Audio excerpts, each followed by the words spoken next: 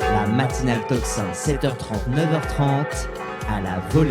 On a beaucoup trop parlé avant d'accueillir Louis Fouché, en plus que tout le monde attend. Bonjour Louis Fouché.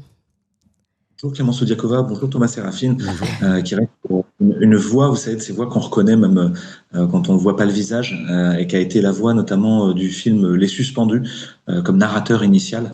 Donc un grand merci à lui, qui s'était proposé bénévolement pour lire le premier texte de ce livre qui rendait hommage aux soignants suspendus. Je ne sais pas si c'était bénévole, je crois qu'il m'a offert un bon déjeuner à la suite de ça. Louis Fouché, aujourd'hui, je vous ai demandé, alors je vais raconter tous les coulisses aujourd'hui. Je vous ai demandé aussi d'écouter, parce que je lisais hier votre livre, celui de Robert Malone, que vous avez préfacé. Guerre psychologique, dénoncer les stratégies qui imposent un nouvel ordre mondial, chez Guy Trédaniel. Vous voyez que c'est important comme livre.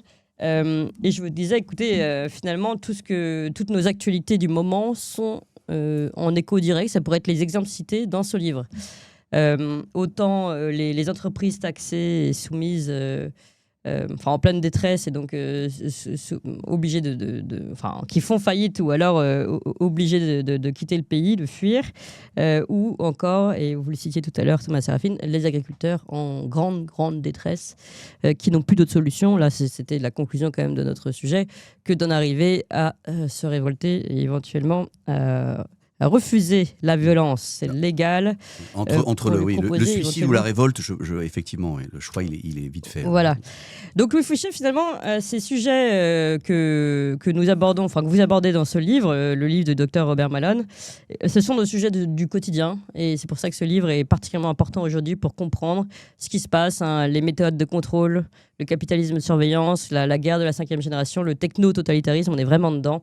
Et il est aussi abordé la question du nouvel ordre mondial. Louis Fouché, est-ce que vous pouvez justement nous expliquer en quoi ce que nous vivons sans le comprendre peut-être a une forme de grille, une grande ligne de conduite? Oui, merci Clémence de parler de ce livre qui est pour moi très important. Je suis très heureux d'en avoir fait la préface. Donc c'est Robert Malone, ce professeur de biologie américain, qui a essayé de réunir l'ensemble des architectures invisibles qui modèlent aujourd'hui l'influence par les multinationales sur les citoyens et la gouvernance cybernétique qui s'est mise en place. Il y a plein de façons d'approcher cette problématique. Peut-être certains ont vu un des derniers conseils scientifiques indépendants où on recevait le philosophe Baptiste Rapin qui parlait de la société managériale et de la façon dont aujourd'hui un pays est géré un peu comme une start-up, une entreprise, par une administration qui a une technocratie. Peut-être certains ont vu un entretien qu'il y a eu avec Yann Charrier, qui est un psychologue, un psychologue du pouvoir, et qui s'est intéressé justement à toute cette ingénierie sociale et à cette manipulation mentale qui est effectuée en permanence. Peut-être d'autres ont vu sur France Loire, tout récemment, un travail sur ce qu'on appelle les frameworks, c'est-à-dire ces architectures invisibles qui modèlent toute l'évolution de nos sociétés sans que nous en ayons conscience. Et puis, surtout, parmi vos spectateurs, je pense beaucoup ont intuitivement ressenti, comme moi, ces dernières années, qu'il y avait quelque chose à l'œuvre qui n'était pas dû au hasard, qui n'était pas juste dû à la providence et à la bonne fortune, mais qui correspondait à un plan bien défini de redéfinition et de remodélisation du monde. Et je me souviens que les toutes premières vidéos que j'ai effectuées pendant le Covid avaient trait à ces manipulations, notamment en retrouvant les outils d'hypnose de masse qu'on utilisait, nous, en hypnose conversationnelle à l'hôpital, au bloc opératoire ou en réanimation pour accompagner la douleur des patients, mais là, qui étaient utilisés à des fins de manipulation. Et j'étais surpris de retrouver exactement les mêmes outils et de manière grossière. Si vous voulez, il n'y avait même pas de feu. C'était sans phare. Il y avait un rouleau compresseur extraordinairement brutal de propagande. Tout ça nous a fait revisiter Propaganda de Edward Bernays, nous a fait regarder à nouveau frais la propagande de Goebbels, qui n'était pas tout à fait la même. Celle de Propaganda et de Bernays était basée sur les émotions, le fait de montrer la foule adhérer collectivement à un idéal. Peut-être certains se souviennent que c'est sa secrétaire qui a été une des premières suffragettes à être parmi les flammes de la liberté, en fumant une cigarette pour les manifestations de suffragettes, et qui ensuite a incarné l'égérie du tabagisme féminin comme symbole de la liberté. Et au fond, c'était une opération de manipulation mentale à grande échelle, menée et financée par l'industrie du tabac. Il y a, il me semble que ce livre fait la synthèse. Alors c'est un livre dense, hein, il y a beaucoup de choses à prendre dedans. Mais fait la synthèse de tout ce qui nous arrive, et y compris aux médias. Vous discutiez hier sur votre antenne, je crois, ou avant-hier, de la question de ces différentes lois qui sont en train de passer, de ces différents organes de censure ou bien de définition de ce qui est réel ou pas, du travail de NewsGuard, des fact-checkers, à quel point les médias indépendants, au fond, sont inquiétés. Vous discutiez de ce qui est en train de se passer en termes de bioterrorisme psychologique auprès des agriculteurs, par les abattages. Tout ça est présent dans le livre. Et c'est étonnant, ça fait vraiment écho, effectivement, à toute l'actualité qu'on vit. Rien n'est dû au hasard. Tout est fait pour vous mettre dans une situation... Je voulais insister, justement. Ouais, et d'inquiétante étrangeté, ce qu'on appelle uncanny. Et vous pouvez aller voir les travaux de Frédéric Bascugnana, le parésiaste, qui a beaucoup travaillé sur ce sujet-là, sur l'idée d'être placé dans un moment d'inquiétante étrangeté. Vous ne comprenez rien à ce qui se passe, pourtant vous sentez que quelque chose est à l'œuvre d'extrêmement sombre, et dont vous êtes le dupe. Je me souviens de ce patient, quand j'étais étudiant en gériatrie, je rentre, on me dit, il est complètement dément, ça sert à rien. Puis je vois un monsieur, il est avec sa table, vous savez, il y a des petites tables qu'on peut relever et descendre. Et puis avec sa main, il clic, clic, clic, clic, clic, clic, clic, clic. Il me dit, je fais du morse, j'appelle à l'aide. Je suis dans un film, et je suis le con du film. Je me dis, il n'est pas si dément que ça. Peut-être qu'il y a une certaine profondeur dans ce qui est en train de lui arriver. Oui. Là, je crois qu'on est effectivement coincé dans une sorte de Truman Show à mesure, où tout est fait pour nous rendre fous et nous mettre dans une impuissance systématique. Ces abattages systématiques, cette inquiétante étrangeté font que vous avez envie de rendre les armes, de revenir à quelque chose d'extraordinairement banal, de vous réfugier dans le cocon familial et de ne plus donner d'énergie à ce monde-là. C'est volontaire, ça fait partie de la manipulation et de l'ingénierie sociale, c'est que vous arrêtiez de lutter. Or, le mal ne survient que parce que les gens de bien arrêtent d'essayer de faire le bien. Oui. Est-ce que vous voulez réagir d'ailleurs, Thomas Sérafine ? Oui, je me demandais si cette impression-là, finalement, n'avait pas été vécue à travers l'histoire, à d'autres moments, enfin, d'avoir cette force des sociétés qui nous emmènent dans des directions. Est-ce que ça n'a pas toujours existé ?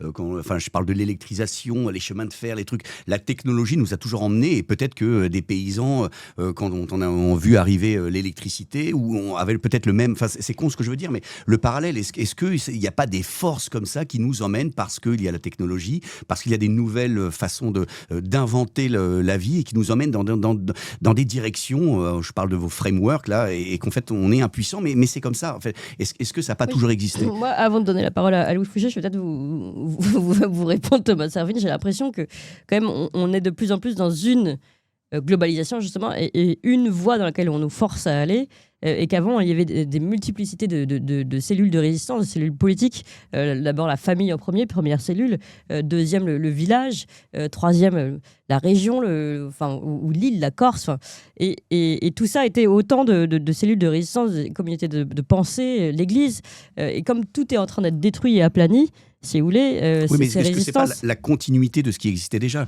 Oui, il y a une accélération. L'accélération, la concentration entre les mains de quelques-uns, finalement, on a passé par la fragmentation, puis la reconcentration. Est-ce que ça, c'est pas des forces qui sont immuables et qui viennent de plusieurs siècles ? Enfin, je sais pas. Louis Fouché.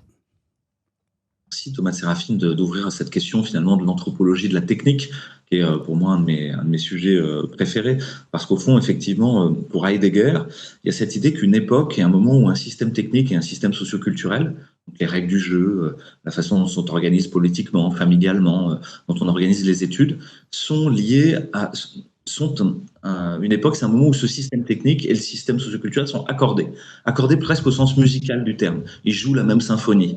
Et puis, il y a un moment de désaccordage. Le système technique change et toutes les règles du jeu changent. Toute l'organisation collective change. Et donc, on a déjà vécu, à l'échelle de 200 ans, des modifications des systèmes techniques qui ont rebattu les cartes intégrales de nos organisations collectives. Je pense à l'arrivée du moteur à explosion, à l'arrivée du pétrole pas cher, à l'arrivée qui a redéfini l'urbanisme, redéfini la façon dont on faisait nos études, dont on vivait en famille, dont l'agriculture était effectuée, etc. Et donc, tout a été rebattu. Actuellement, pour Bernard Stiegler, qui était un des penseurs de la technique, qui est mort pendant le Covid, mais qui participait à un groupe qui s'appelle Ars Industrialis, sur cette question de la réflexion autour de la création culturelle, il y a maintenant une industrialisation de la création culturelle programmée à mesure. Et il n'y a pas juste une adaptation du groupe collectif à un changement technique, il y a un changement permanent technique et un changement permanent des organisations collectives, une disruption permanente. Et donc, il n'y a plus d'époque. On est dans une époque sans époque. Jamais plus on trouve l'accord entre le système collectif et le système socio-culturel. Pourquoi ? Parce qu'un certain nombre de gens ont compris que si on changeait en permanence les outils techniques et donc les règles du jeu qui vont avec, on gardait le pouvoir. Et donc, il y a cette idée qu'une oligarchie a décidé d'instrumentaliser nos structures institutionnelles habituelles, les piliers du temple dans lequel on vit, que ce soit les outils techniques, les organisations collectives ou administratives, pour garder le pouvoir. Et quelque part, on est presque toujours en retard dans ce système-là. Oui. C'était un des propos de Stiegler dans son livre « Dans la disruption », de dire « dans la disruption, vous êtes toujours en retard et condamné à devenir fou ». Parce qu'on vous coupe sans cesse l'herbe sous le pied. L'intelligence artificielle va plus vite que vous. Oui. Le programme est déjà là. On est, nous, en train de réfléchir à un programme, entre guillemets, politique sur la santé. Ça y est, Agnès Buzyn sort son livre sur les solutions qu'il faudrait apporter. Et vous savez bien que c'est pas Agnès qui l'a écrit. Vous savez bien que derrière, il y a tout plein de multinationales et une sorte de Davos de la santé qui a décidé depuis des années comment allait se décliner la santé de demain, mais sans vous en parler. Et donc, c'est une guerre de conquête qui est en permanence et dont la cinétique est beaucoup plus rapide maintenant que tout ce que vous pouvez apprécier ou réussir à appréhender. Aujourd'hui, les réseaux sociaux sont capables mieux que vous-même de vous connaître parce que y a un scan de vos préférences, de vos likes, de ce que vous avez scrollé, d'attention, qui fait que vous êtes profilé. Et au fond, les multinationales, mais c'est même pas les multinationales, c'est les intelligences artificielles et les bots utilisés par ces multinationales, vous connaissent mieux que vous-même pour mettre autour de vous comme un technococon. Vous proposez un technococon enfermant dans lequel vous ne pouvez plus participer au réel. Vous n'êtes que dans un monde artefactuel où tout est faux. Et où par contre, ce qu'on va mettre dedans, qu'est-ce que vous mangez ? Qu'est-ce que vous pensez ? Qu'est-ce que vous aimez ? Comment vous relationnez ? Ça vous est intégralement proposé comme un produit fini. Et peut-être vous avez autour de vous, je pense au sketch de Thomas sur le wokisme avec Laurent Firode, vous avez autour de vous un certain nombre de gens dont le discours est presque préprogrammé. Vous avez l'impression qu'ils récitent Libé par cœur ou Le Monde. Et vous connaissez déjà les mots-clés, vous pouvez les reprendre pour en faire un sketch humoristique. Et ils sont presque enfermés dans cette vision du monde qui leur a été proposée comme un produit fini par une industrie culturelle. Et là, pour moi, il y a une petite différence avec on va dire l'apparition de la roue, l'apparition du feu dans la caverne ou de la massue. C'est qu'on n'a pas vraiment le temps de s'emparer de la massue, de la roue ou du feu, parce que là, ça va trop vite. Et de toute manière, une fois qu'on nous casse les structures habituelles, on nous propose systématiquement après quelque chose d'autre. Je vous rappelle, pendant le Covid, on a détruit même la façon de se dire bonjour. Là, c'est une institution, normalement, de se faire la bise, se serrer la main. Mais on nous a appris qu'on pouvait se donner un coup de poing pour se dire bonjour. Symboliquement, c'est absolument terrifiant. Et pourtant, c'est resté la norme pour beaucoup de gens qui continuent à le faire et s'en sont emparés comme une norme institutionnelle relationnelle. Oui, Louis, je voudrais juste, par rapport à ce que vous dites, qu'on essaye de trouver une solution d'une certaine façon. Vous dites la roue va plus vite que nous. Et puis, on a cette ingénierie sociale comme une espèce de chape de plomb qui s'écrase, qui nous écrase tous et qui nous impose un système et on est comme des lapins face au phare, complètement paniqués. On ne sait pas où tourner à gauche, aller à droite. Et on ne sait pas comment réagir face à tout cela. Et pourtant, je pense qu'il y a des solutions et je pense que vous en avez. Si on pouvait aller vers ces solutions et peut-être tout simplement que les solutions, je pose toujours cette question, pardon, j'aime bien cette image, mais le recours aux forêts, le retour au local, est-ce que c'est pas une des solutions ? Effectivement, vous ne pouvez pas poser un diagnostic en médecine si vous n'avez pas de traitement à proposer. Ça ne sert à rien, parce que le patient va s'enfuir et c'est juste désespérant. Donc, évidemment, si vous posez un diagnostic aussi terrifiant que nous sommes dans le Truman Show avec une ingénierie sociale à mesure, un techno-totalitarisme de surveillance qui s'est installé de manière irrémédiable et implacable, vous n'êtes qu'une fourmi destinée au trépas, c'est terrifiant. Mais ce qui est intéressant, Thomas Sérafine a souligné, c'est qu'on n'est pas au coup d'essai. d'essayer d'asservir l'humanité. On a déjà quelques éléments avant nous, et c'est précisément tout le travail qu'on entreprend depuis 5 ans, d'essayer de trouver comment faire à l'intérieur de ce totalitarisme pour retrouver des degrés de liberté. Et c'est aussi le propos du livre de Robert Malone. Hein. Oui. Il y a le dernier chapitre, la dernière partie est consacrée à cette question de la résilience. Mais à la fin de chaque chapitre, il y a comme un appel à l'action. Et il y a toujours, à travers le diagnostic, d'essayer de voir quelles sont les lignes de faille, quels sont les endroits où, si vous maîtrisez ces codes-là, vous pouvez vous en réemparer. Aujourd'hui, n'importe qui saisit son téléphone portable, c'est mon cas aujourd'hui, hein, je suis sur un téléphone portable, c'est inhabituel, d'habitude je suis sur un ordinateur. Là, je suis juste avec un téléphone portable et de la 4G, en gros, hein, et on arrive à communiquer et à être vu par peut-être des milliers de personnes, ou si ce n'est pas des dizaines de milliers de personnes. Ça, c'est un activisme qui est absolument incroyable, qui est très dangereux. D'ailleurs, ne vous y trompez pas, ce que nous faisons aujourd'hui est très dangereux. Et c'est pour ça qu'Ursula von der Leyen, à tous ses discours, nous explique qu'il faut lutter contre les informations, la mésinformation, les réseaux sociaux. Et c'est pour ça que vous entendez tous vos amis normies dire les réseaux sociaux sont quand même très dangereux et il faudrait les contrôler. Ils savent même pas pourquoi ils disent ça. Ils se rendent même pas compte de ce qu'ils racontent. C'est exactement ce que je vous disais dans la chronique sur le système, enfin sur l'ironie du système de surveillance de Foucault, c'est qu'on pensait que c'était le système de surveillance appartenait aux puissants, au pouvoir, et tout d'un coup ça se retourne contre eux. C'est aussi une arme contre le pouvoir et les puissants. Donc il y a cette ironie dans la vidéosurveillance, la technosurveillance. Mais bon, je vous laisse continuer. Vous parlez d'ironie, c'est très intéressant.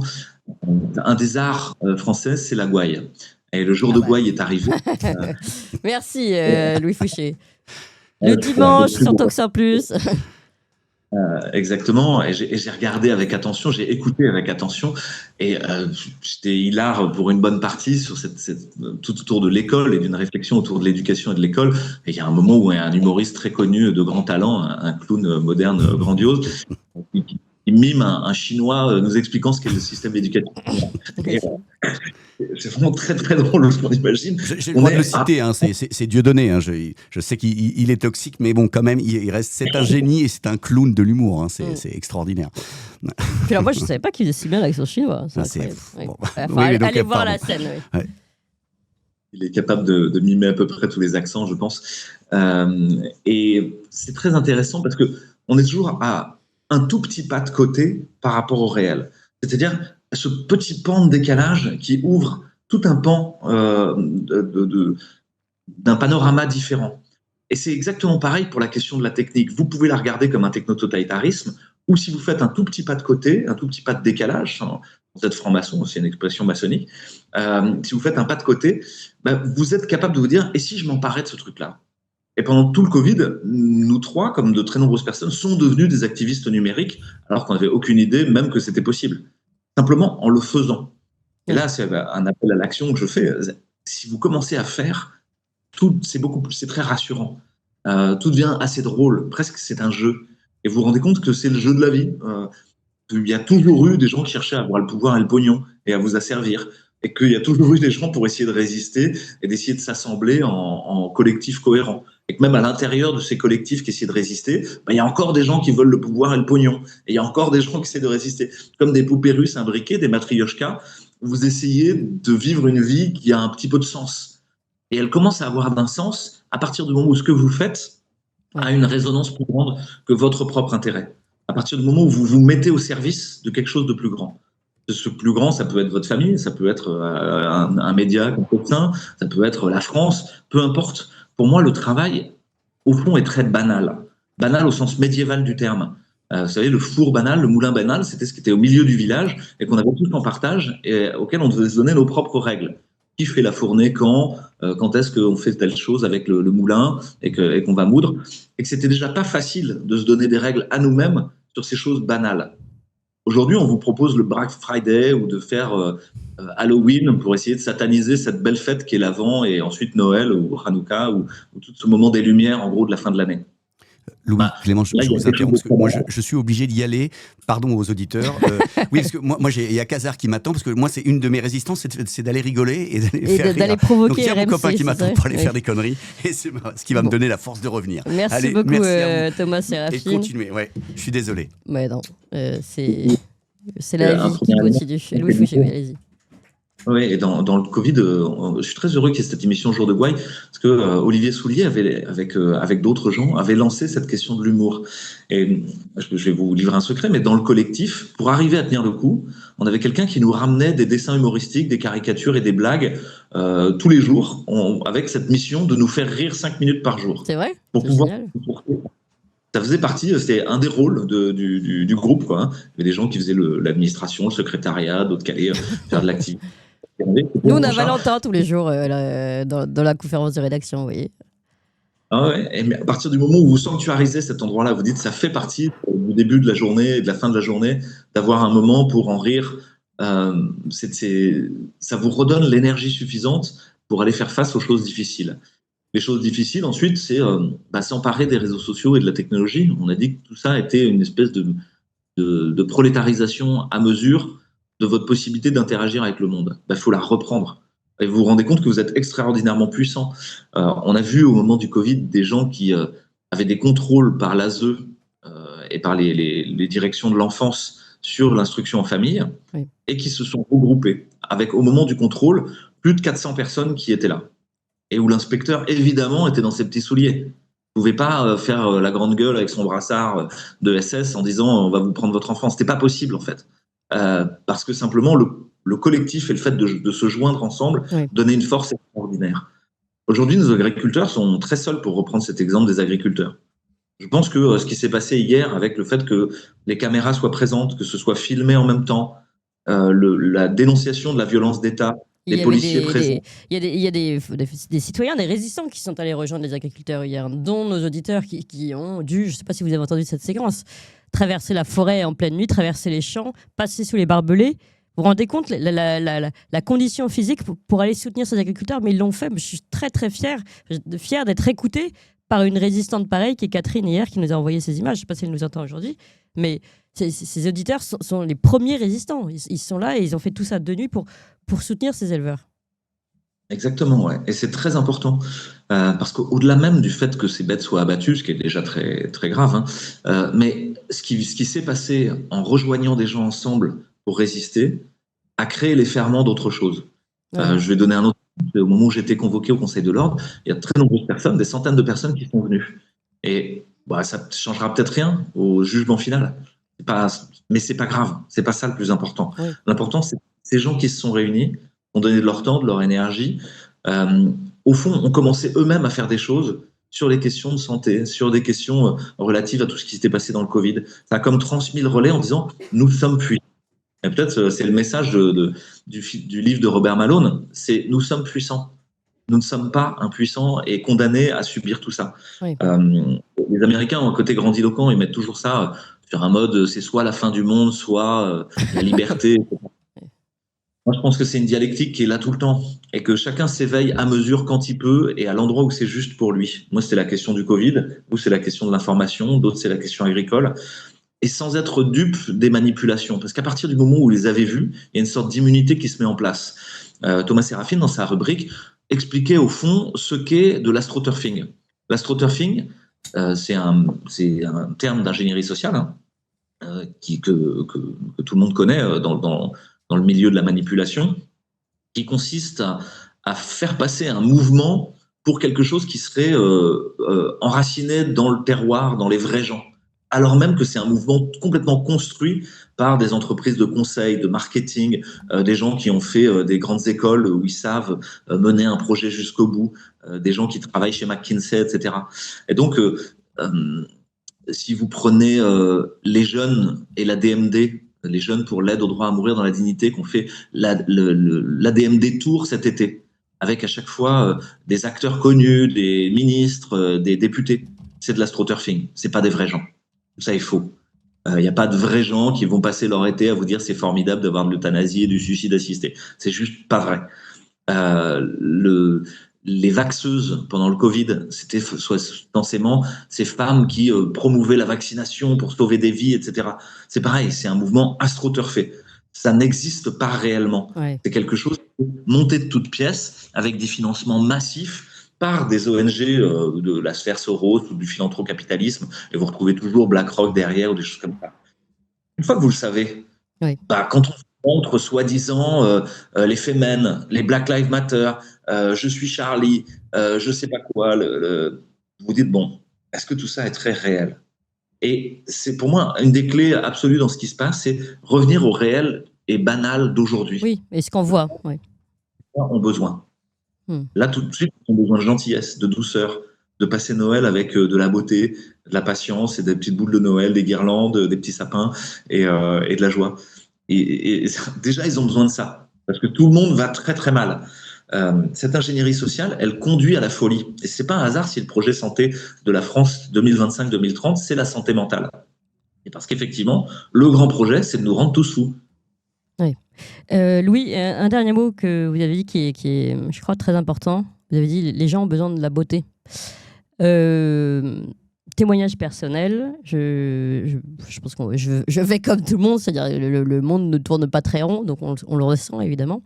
Et puis je vais à la messe, je suis catholique, je vais à la messe, et j'ai trouvé une paroisse où les messes sont vraiment très belles, mais belles, esthétiquement belles, je veux dire.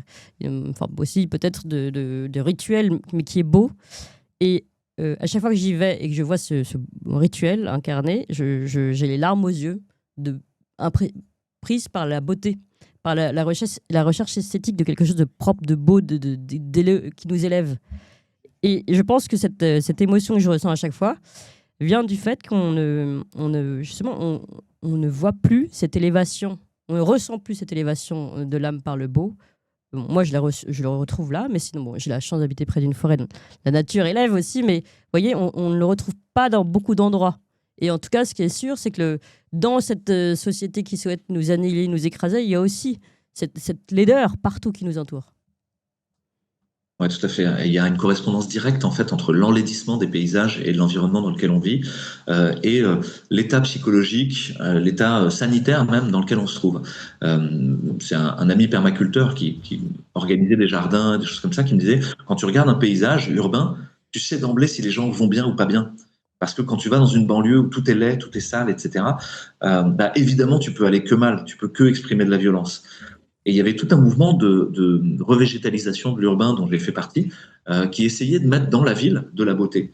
Et c'est aussi ça qu'il faut regarder, c'est le paradoxe que dans ce moment où tout s'enlaidit, il y a de très nombreuses personnes qui essayent de mettre des choses. Et même à Paris, même financées par la ville de Paris et la dangereuse Anne Hidalgo, etc., il y a aussi ces mouvements pour remettre du vert, de la beauté, de la nature à l'intérieur de la ville de Paris. Sur Twitter, il y a un fil Twitter qui s'appelle Perseus, et un jeune homme qui ne met que des photos des très belles bibliothèques, des belles églises, des beaux vitraux, etc., de la France. La vidéo de Villiers sur Saint-Louis, on en pense qu'on en veut, hein, j'ai pas d'avis définitif là-dessus, mais en gros, montrait la Sainte-Chapelle. Et cet écrin de lumière qui avait été fait à une relique. Et évidemment, moi j'ai été saisi par la beauté du truc. Et j'ai pas été le seul, parce qu'il y avait des centaines de milliers de personnes qui ont vu cette vidéo, alors qu'ils sont peut-être ni des aficionados de Philippe de Villiers, ni de Saint-Louis, dont ils connaissent que dalle, mais qui ont été frappés par le fait que cette beauté était mise en avant. La beauté, le courage, les valeurs fondamentales qui nous portent vers le haut, nécessitent d'être exprimées. Et au fond, il y a une sorte de convocation héroïque, j'en ai souvent parlé dans cette période, il y a une convocation héroïque. Est-ce que nous pouvons vivre la vie héroïque que nous devons mener? Alors héroïque, chacun à sa mesure, hein. Peut-être pour certains, ça va être de faire le cake aux olives de la manif, pour d'autres, ça va être d'aller oser discuter dans un média mainstream, ou d'autres encore, ça va être d'affronter une élection ou quelque chose. Chacun, un héroïsme à sa mesure, on pourrait dire. Pour d'autres, ça va être de faire des faux passes ou des trucs comme ça. Mais il y a une sorte de convocation héroïque. Et si votre vie est dénuée de sens, si vous vous sentez impuissant, etc., est-ce qu'il n'y a pas eu de manière lancinante quelques petits signes du destin pour vous dire il y a un truc que tu dois faire. Et ce truc que tu dois faire est précisément là où tu as peur. C'est l'objet de mon livre sur Traverser la peur. Oui. C'est que l'endroit où tu as peur, c'est l'endroit où il faut aller. Donc si ce qui vous fait peur, c'est de plus avoir de fric parce qu'on va vous le voler, par exemple, peut-être c'est précisément l'endroit où vous devez aller. Comment on fait pour garder son argent ou être autrement ou trouver une autre façon de commercer? Si ce qui vous fait peur, c'est de ne pas être en santé parce que petit à petit, le système institutionnel sanitaire s'effondre, peut-être c'est ça où vous devez aller. Si votre peur, c'est que l'information soit badigeonnée, etc., devenez un activiste numérique pour relayer l'information. Ce sera très important. Et on a tous un rôle à jouer. Or, beaucoup de nos concitoyens sont tellement épuisés par ces 5 dernières années, et y compris au sein de la dissidence, qu'ils n'ont plus l'énergie de faire quelque chose. C'est là que la beauté a vraiment un sens, c'est qu'elle ressource. Au-delà des pleurs et des larmes dont vous avez parlé, d'émotions, d'être touché à l'intérieur du cœur, il y a cette idée d'aller contacter quelque chose de profond qui a été développé notamment par Solzhenitsyn, mais aussi par Mathias Desmet, qui est un ami psychologue social, qui a beaucoup travaillé sur la psychologie du totalitarisme, et pour qui une des clés pour arriver à en sortir, c'est déjà d'être convaincu que ça se terminera à un moment, parce que tous les totalitarismes finissent par s'effondrer. Ils s'effondrent sur eux-mêmes dans un non-sens, une sorte d'entropie et d'involution. Et donc, arriver à se dire, moi, je vais reprendre tous les morceaux qui sont beaux, essayer de reconstruire quelque chose à l'intérieur du chaos, reconstruire un cosmos. Et une partie de cette construction, c'est de la dire, et de la dire avec son cœur, pas avec l'intelligence, pas avec l'intellect, dire honnêtement ce qu'on ressent. Ce que j'ai vu, c'est qu'il était beaucoup plus efficace de dire ce qu'honnêtement on ressentait de ce qui se passait, que d'essayer de convaincre avec des études scientifiques ces dernières années. Et cette parole vraie et juste, oui, elle frappe à travers tous les réseaux sociaux, à travers toutes les armures. Elle vient taper à un endroit juste. Fait que même les gens qui ne sont pas d'accord avec vous reconnaissent que, ok, peut-être c'est audible, peut-être ça n'agresse personne, c'est la réalité de quelqu'un qui est en train d'en témoigner. Donc je vous invite à lire aussi la psychologie du totalitarisme de Mathias Desmet, qui paraît chez Guy Trédaniel. Ce livre de Robert Malone, là, sur la... Peut-être qu'on en reparlera, hein, parce que si j'arrive à interviewer Mathias, il est anglophone, alors à chaque fois il faut faire des traductions, mais il est néerlandophone, mais ce serait très intéressant. Et puis de commencer à vous-même aller voir ce qui fait peur. Si c'est cette ingénierie sociale, moi c'était mon cas, hein, c'est le grand moment totalitaire, bah, c'est d'étudier un par un tous les outils qui sont utilisés, d'hypnose, de propagande de la d'astroturfing, de nudge, etc. Oui. Et petit à petit, pouvoir les reconnaître et ne plus y être sensible. Une fois qu'on a nommé le mal... Oui. D'ailleurs, je vais prendre une comparaison. Ah, pardon. Une fois qu'on a nommé le mal, je vais prendre une comparaison, vous qui êtes médecin, Louis. Souvent, moi, les patients nous disent, je dis pas ça en tant que médecin, mais en tant que témoignage que j'ai reçu, disent j'ai eu telle maladie, enfin on la comprenait pas, voilà mes symptômes, et puis le jour où on m'a donné le nom de ma maladie, déjà j'allais beaucoup mieux. Parce que mettre un nom, comprendre, c'est déjà à moitié de la victoire. Je ne sais pas si vous voulez réagir à ça, puis après on va s'arrêter là. Je vais juste dire un mot de ça, parce que effectivement, une démarche thérapeutique ne commence qu'à partir du moment où il y a un diagnostic. Avant ça, vous êtes dans l'errance. Et donc, il faut donner un nom à la maladie. C'est le propos de ce livre de Robert. Juste, je lève tout doute, parce que j'entends des gens qui pourraient dire, mais peut-être qu'il a des ronds dans ce livre de Robert Malone, pourquoi il en parle comme ça? Alors, je suis bénévole, je n'ai touché aucun argent, ni pour la préface, ni pour venir vous parler aujourd'hui. Je fais ça justement de manière libre, et je pense que c'est aussi une des beautés de la dissidence actuelle, c'est quand elle ne cherche pas à faire du pognon, elle cherche à vivre, à être payé justement pour le travail. Mais en gros, il n'y a pas d'enrichissement. Oui. L'enjeu, c'est de partager de la connaissance, et il n'y a rien qui est perdu. Et ça, c'est très beau, c'est ce que je vois aussi. Il y a deux choses que je vais dire pour finir. Cette idée de comprendre, c'est prendre ensemble. Prendre ensemble, c'est s'emparer de quelque chose et sortir de cette expropriation permanente, se réapproprier au fond un secteur et un domaine et recommencer à pouvoir avoir un pouvoir dessus. Donc à partir du moment où vous comprenez ce qui vous arrive, vous avez un pouvoir d'agir dessus. Et ça, c'est très très précieux, parce que tout à coup, toute la peur s'arrête, toute l'anxiété s'arrête, et la vie devient assez drôle, y compris au cœur de ce totalitarisme. Et au fond, pour certains qui ont eu ce mouvement de ces dernières années, il y a presque un peu de regret de cette période, qui était trépidante et fascinante. Bon, aucun regret à avoir, ça continue, donc on peut continuer. Oui, le combat continue. Oui. Il y a aucun problème, et il faut juste y aller, quoi. Merci beaucoup, Louis Fouchier. Donc, je rappelle ce livre pour lequel vous n'avez aucune action. Vous l'avez rappelé. Guerre psychologique, dénoncer les stratégies qui imposent un nouvel ordre mondial. Guy Trédaniel, magnifiquement préfacé par Louis Fouchier, vous l'avez bien compris. Oula, très mauvaise Miss Météo que je suis. Voilà, c'est là. C'était très loin. Louis Fouchier, vous avez dit que c'était important de rire et d'avoir de l'humour. Alors, on vous propose une petite comparaison, parce que c'est les auditeurs qui l'ont fait. Ils ont dit que vous ressembliez à l'éléphant dans l'âge de glace avec votre coiffure. Donc, je laisse les auditeurs. Voilà. Mais moi, vous savez, j'ai le même problème tous les matins. J'ai à peu près une coiffure qui ressemble à quelque chose, mais alors quand je mets le masque, ça part en triangle. Bon. Vous, c'est pas mal. Regardez, il est mignon. Ça vous va bien? Oui, c'est très bien. Il y avait des gens qui avaient dit ça sous une vidéo en disant dis donc, entre Raoult et Fouché, j'aimerais pas aller chez le coiffeur à Marseille. Hein. Voilà. Et bah écoute, maintenant, vous avez votre petite égérie. Merci beaucoup, Louis Fouché. Je rappelle que vous êtes donc aussi cofondateur de la branche française du mouvement Make Europe Healthy Again et donc médecin intensiviste réanimateur anesthésiste. Merci beaucoup, Louis Fouché. À bientôt.